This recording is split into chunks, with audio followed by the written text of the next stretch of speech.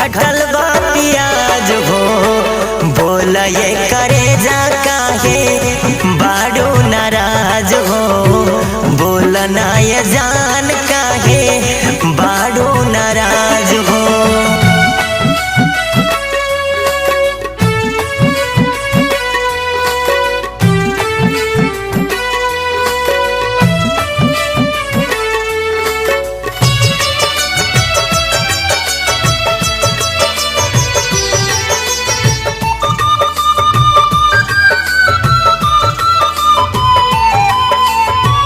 AC cooler चाहिए कि चाहिए फ्रिज हो, बोल ना ये जान घटल बा कौन चीज हो।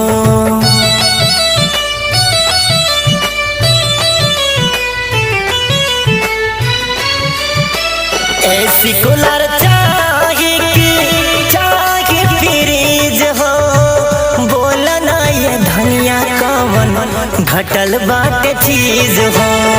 संकोच न कर बतावा कर ना इलाज हो, संकोच न कर बतावा कर ना इलाज हो, बोल ना करे जा काहे बाड़ू नाराज हो, बोल ना ये जान काहे बाड़ू नाराज हो।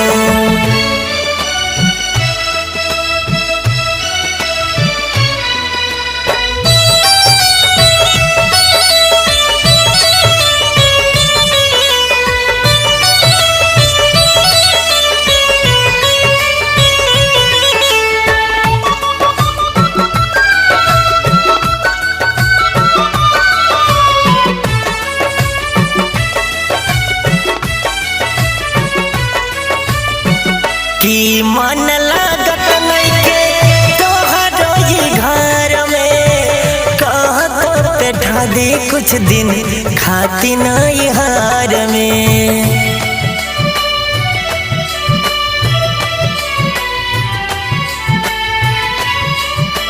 की मन लागत नइखे तोहरो ये घर में, कहत बैठा दी कुछ दिन खाती नहीं हार में।